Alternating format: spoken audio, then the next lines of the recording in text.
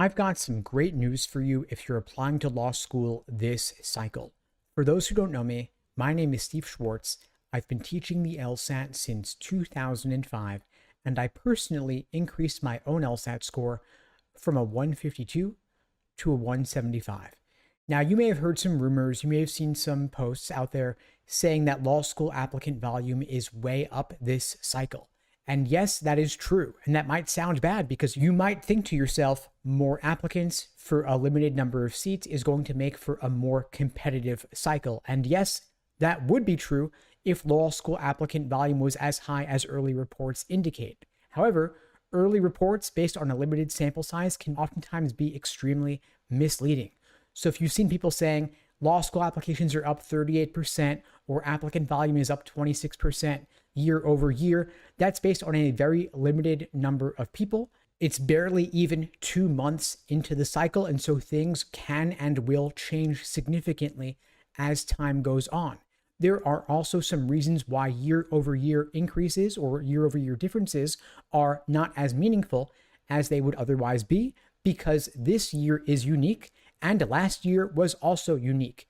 This year, people are taking the LSAT and applying earlier than in previous cycles because of the LSAT format change. For those who are not aware, earlier this year, LSAC removed the logic games section from the LSAT and replaced it with a second scored logical reasoning section. This was the biggest change to the LSAT in over 30 years, and a lot of people were rushing to take the LSAT before games were removed, June being the last LSAT with logic games, and then a lot of other people who would have taken the LSAT in June waited until August and took it then so they could take it without the logic games section.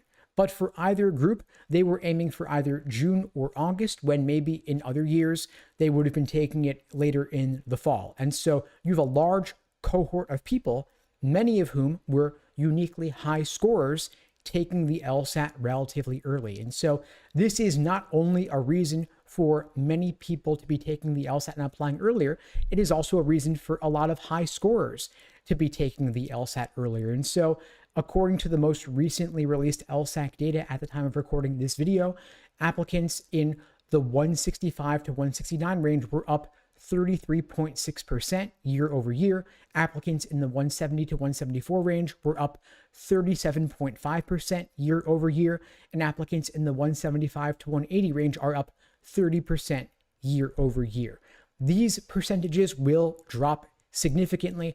Early data can and oftentimes is volatile, and so you should interpret that with severe caution. These percentages will go down, both the percentages of high scoring LSAT applicants as well as the number of applicants overall. Additionally, I mentioned this year was unique and last year was also unique. This year being unique because of the LSAT format change. Last year was uniquely slow because of the Supreme Court's ban on affirmative action. Law schools were in the process of updating their admissions processes, their application essay prompts, after the Supreme Court ban on race-based affirmative action. And so this is yet another factor making these sorts of year-over-year comparisons less reliable. We can expect that these initial high percentage increases will level off, and overall, we can probably expect an overall applicant increase of roughly 10-15% at most by the end of the cycle. This would be in line with what we've seen during previous presidential election years, like in 2016 and in 2020, the so-called Trump bump phenomenon. The idea being that in years where Trump is a presidential candidate, we can expect a significant increase in the number of people applying to law school because folks are more politically engaged. A lot of law school applicants, liberal, looking to make a difference within the system by becoming attorneys. So that is one factor that could lead to some increase relative to last year, but not nearly 25 or 30% like these early stats would indicate. We can also expect that if the economy improves and unemployment drops, we will see fewer people applying to law school because law school applicant numbers increase when the economy is bad and they decrease when it's good. And so economic conditions may moderate the increase in law school applicants as well. Now, we will expect GPA medians to continue to rise as grade inflation isn't going anywhere and law schools are always looking to raise their GPA medians, and LSAT medians will likely also rise as well.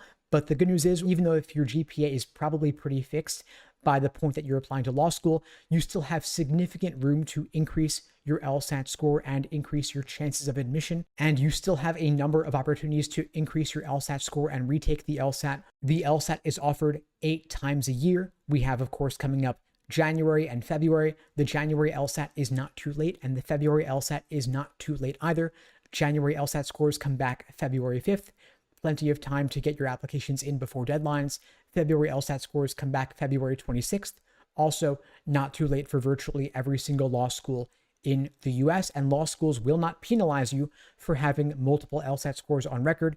They do not average multiple LSAT scores, but rather they only take the highest score. And so if you are looking to get that LSAT score up, if you've tried self-study or video courses and they just aren't doing it for you, please reach out.